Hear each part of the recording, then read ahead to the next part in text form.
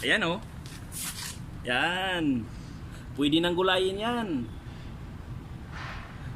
So yung iba, wala. Hindi nakatubo.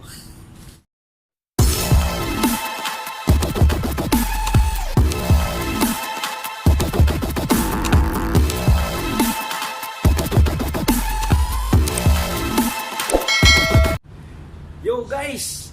Dito tayo ngayon sa Rubric para ipapasyal ko kayo guys sa aming mga pananim. Tara!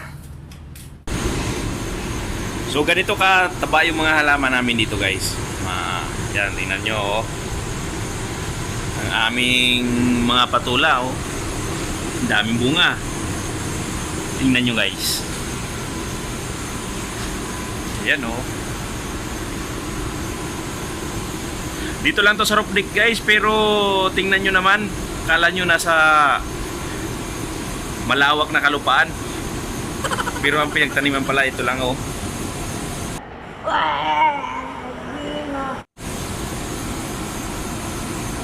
Yan.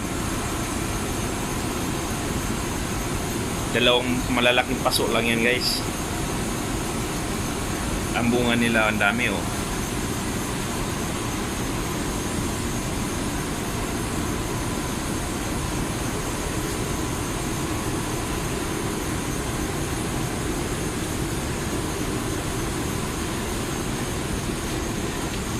Tingnan natin guys, ito oh.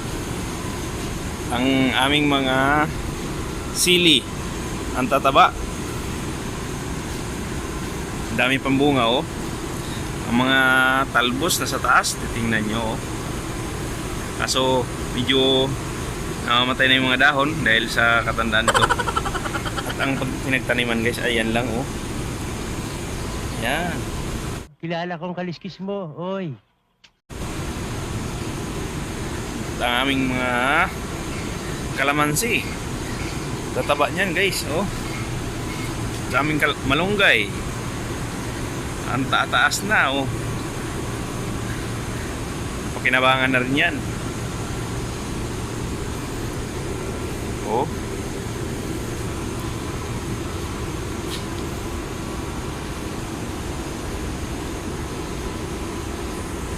A few moments later.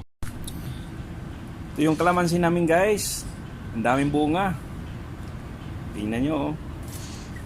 Kahit sa paso lang. Yan. Ang daming bunga. Ang lalaki pa oh. Ito naman yung pinagtaniman niya guys oh. Yan. Paso lang yan. So marami nang nakuha namin bunga dyan. Ito naman yung mga kamatis namin oh. Wala na, matanda na yung kamatis. Wala ng dahon, patay ng dahon. Bunga lang natira. Diyan siya tinanim guys oh. Yan. May kasama pa siyang alugbati. Yung mga sili namin guys oh.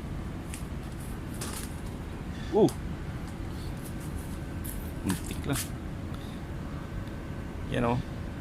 Bagong harvest kasi sa mga hinog kaya wala tayong makitang hinog.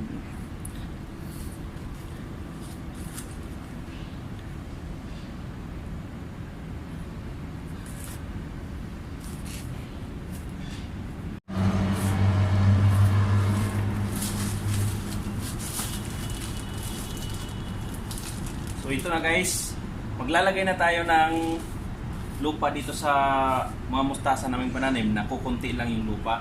Dadagdagan po natin guys. Tika.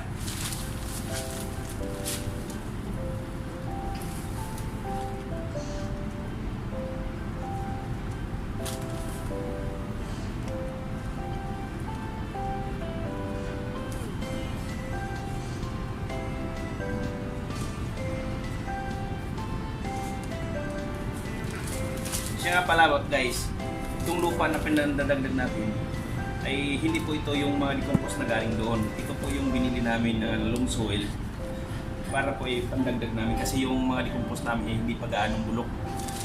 Mabaho pa po.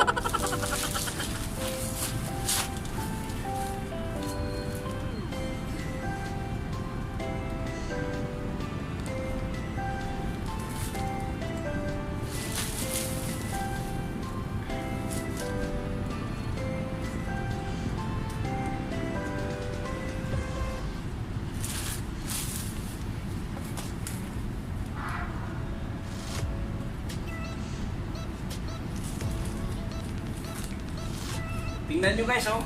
Ang taba ng aming ano, mustasa, titingnan. Ayan, oh. Yan. Pwede nang gulayin yan. So yung iba, wala. Hindi nakatubo.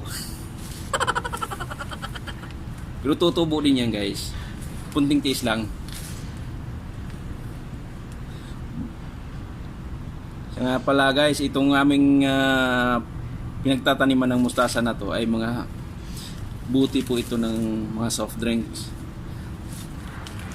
Kaysa magkakalat-kalat lang dyan. Ayan ho. Yan. Ni-recycle namin. Ayan. Pwede pa mapagtaniman. Oh my God! Wow!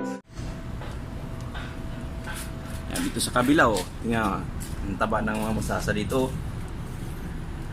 Taba siya pero yung iba hindi pa gaanong malaki. Pero mataba pa rin. Ayan oh. Lulusog yan guys.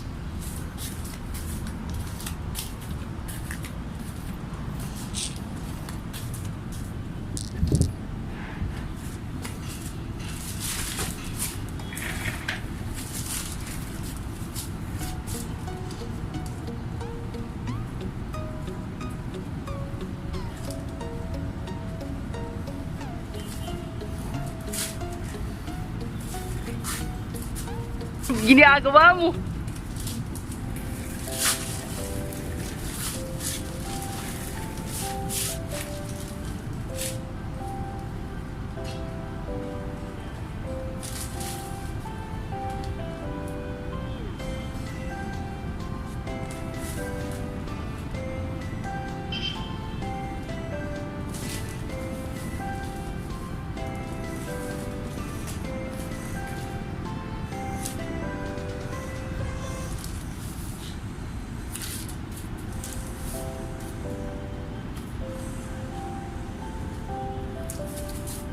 Tsaka sa pagtatanim guys, kailangan talaga ng kunting tiyaga tsaka pasensya para mapalago mo yung mga pananim.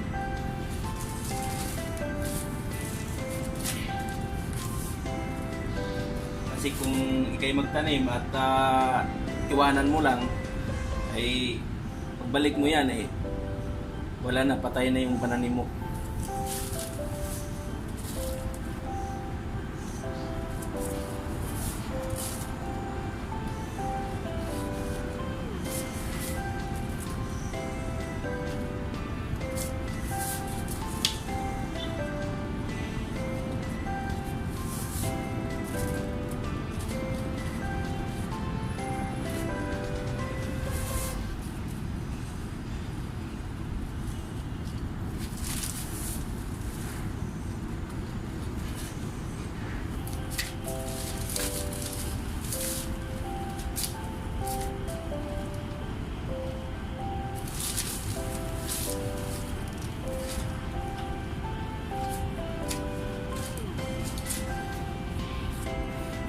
So, tapos na guys.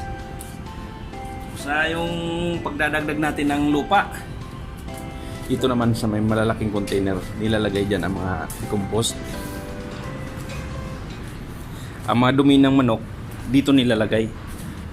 Nilalagyan ng mga lupa para mabilis mabulok. Yan. Ito ba sa kabila? At ito naman guys ang aming kulungan ng manok. Dati mayroon kami ditong 50 pirasong manok. Yan ho. Kaso wala na ngayong laman. So ito guys yung lagayan namin ng manok. Dalawang kulungan. So ang dumi ng mga manok dito, dinadala namin doon sa kabila. Yung dalawang drum doon. Tapos nilalagyan namin ng mga lupa para mabilis mabulok yung mga dumi ng manok. So guys, pasensya na ho. Medyo mahina lang ho yung boses natin kasi wala pa po tayong na-provide na microphone. So So guys, kung nagustuhan nyo po ang aking video, paki-like na lang po, comment and share. And then wag na rin pong kalimutan i-subscribe at pindutin po ang bell button para updated po kayo sa aking mga darating na videos. Yun lang po, salamat!